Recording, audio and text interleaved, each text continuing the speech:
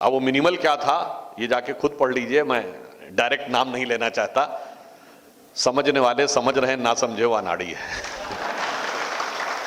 अब देखिए ऐसा नहीं है, इसके पीछे एक बाकायदा घटनाक्रम था, क्योंकि जब अमृतकाल की बात हो रही है तो जो विष भरा हुआ है वो हमारे दिमाग से हटना चाहिए।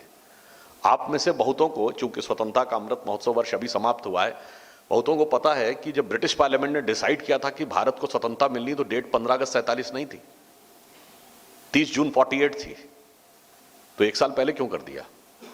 और इसका प्रूफ ये है जो मैं कह रहा हूं, 30 जून 48 तक माउंटबेटन वायसराय बने रहे। क्यों बने रहे भाई?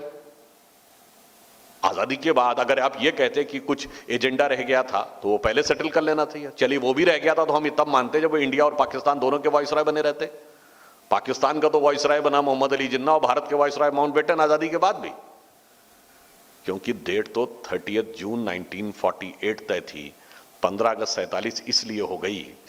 उसका रीजन ये था, नवंबर 1946 में ब्रिटिश आर्मी का जो कमांडर इन चीफ है, उसका नाम शायद क्लॉड मैककिनले था, वो वायसराय को एक चिट्ठी लिखता है कि ये जो भारतीय सैनिक हैं जो सुभाष चंद्र बोस की आर्मी में चले गए थे, इनके खिलाफ जो आपने लाल किले में कोर्ट की प्रोसीडिंग चला रखी है, इससे सैनिकों के बीच में जबरदस्त असंतोष है।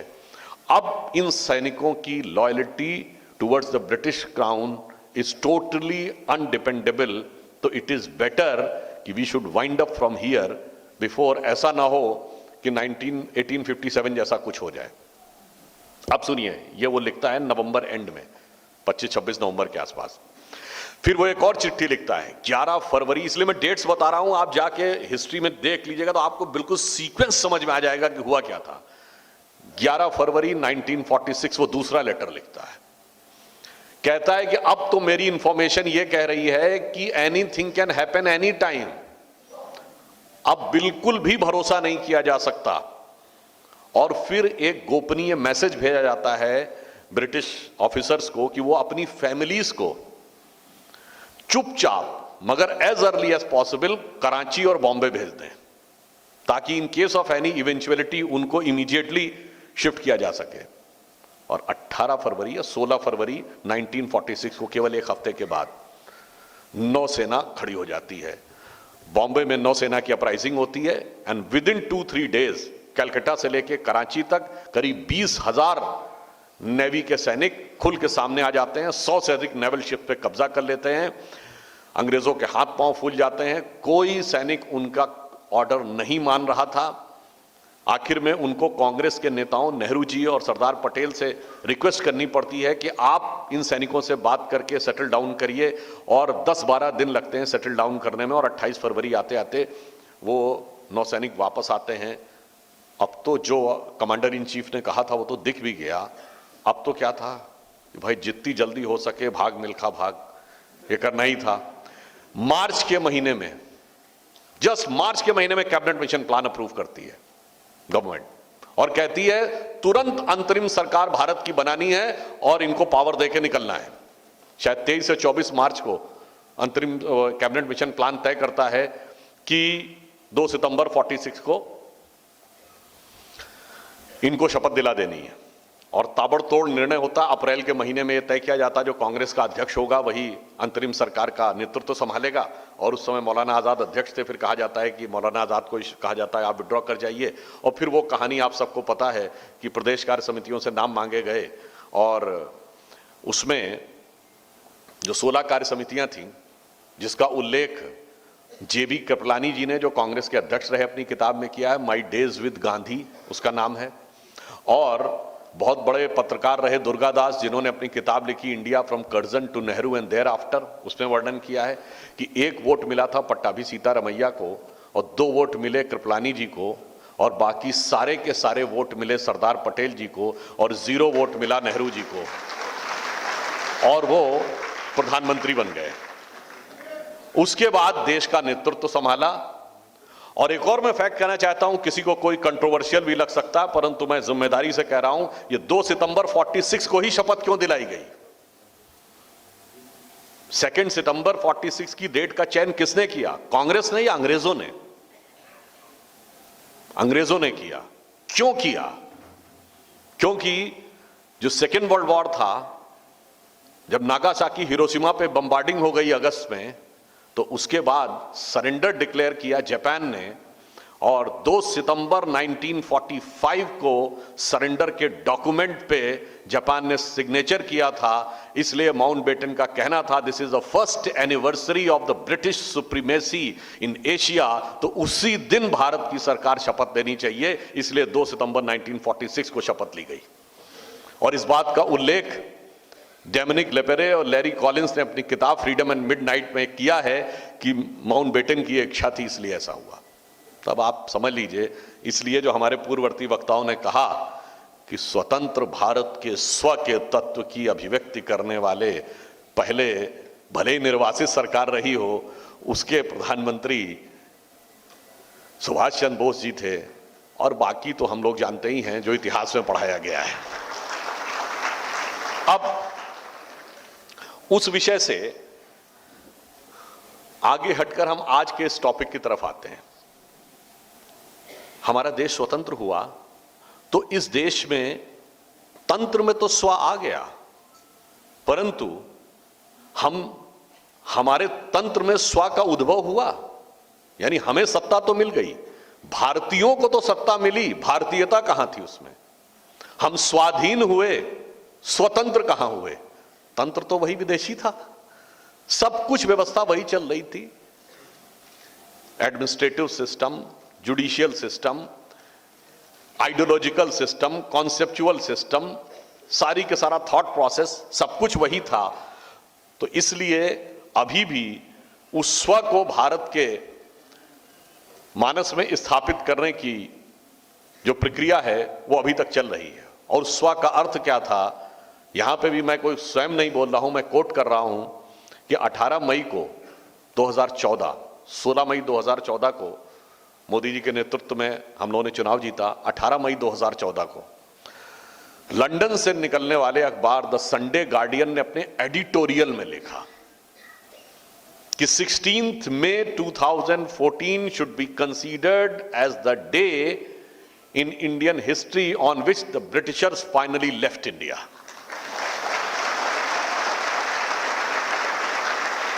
ये कौन लिख रहा है? जिसने हम पे हुकूमत की थी वो अखबार लिख रहा है, और जिसको आप बहुत ही महत्वपूर्ण भी मानते थे, जिसके बारे में डॉक्टर मनमोहन सिंह जाके भाषण भी दे के आए थे 2006 में कि हमने आपसे बहुत कुछ सीखा था, तो ये तो सीख लीजिए जो आपको बता रहा है। उसने लिखा, चूंकि आजादी के बाद लंबे समय तक जिस विचारधारा, जिस प्रोसीजर का शासन रहा, वो by and large British colonial legacy को ही रिप्रेजेंट कर रहे थे। पहली बार एक ऐसी विचारधारा के हाथ में शासन आया है, विचारधारा संगठन के हाथ में, जिसका ब्रिटिश कॉलोनियल लीगेसी से कोई मतलब नहीं है। That's why they said it should be known as the day on which the Britishers finally left India. इसलिए अब स्वतत्व को समझना जरूरी था, और भारत के स्वतंत्र में सबसे महत्वपूर्ण तत्व क्या है? वह है परिवार। If you look at the difference in the configuration of the western society and the Indian society, क्या फंडामेंटल डिफरेंस है? वेस्ट में the configuration of society is individual, then direct society, no institution in between. Bharat में the configuration of the society is, first unit is not individual, the first unit is family, very strong institution, जिसमें आप कहते हैं husband wife बच्चे, nucleus family. Then a very strong institution जिसको family कहते हैं, relatives, मामा चाचा फूफा ताऊ। Then comes another institution, caste. Then comes the class. Then comes the society. तो हमारा जो सोसाइटी का कॉन्फ़िगरेशन है वो स्पाइरल है, उनका स्ट्रेट था, इसलिए वो परिवार को समझ नहीं पाए। और हमारे यहाँ तो मूलभूत इकाई ही परिवार थी, और उस परिवार से असर क्या पड़ता है? भारत का कोई भी व्यक्ति, अब तो वो संस्कार लुप्त होते जा रहे हैं, मगर अभी तक, पिछली पीढ़ी तक, कोई भी व्यक्ति जीवन में अपने लिए नहीं जीता था। माँ बाप जीते थे तो बच्चों के लिए, बच्चे बड़े होते थे माँ बाप के सपनों को पूरा करने के लिए। एक नहीं दर्जनों उदाहरण हैं कि भाइयों ने या बहनों ने तब तक शादी नहीं की, पूरी जिंदगी छोड़ दी कि मेरे छोटे भाई बहन जो हैं उनका जीवन हो जाए। लता मंगेशकर जी इसका उदाहरण है। तो परिवार वो मेन इकाई था, मगर उस परिवार की इकाई को किस तरह डिस्ट्रॉय करने का प्रयास किया जा रहा था। और आप देखिए तो उसकी प्रेरणा कहां से मिलती है। हम एक उदाहरण देना चाहेंगे, यहां मर्यादा पुरुषोत्तम भगवान श्री राम की तस्वीर लगी है। अगर आप राम कथा पढ़ें तो पूरी की पूरी राम कथा श्रेष्ठतम पारिवारिक मूल्यों का एक ऐसा उदाहरण है जो पूरे विश्व के इतिहास में दुर्लभ है। क्यों?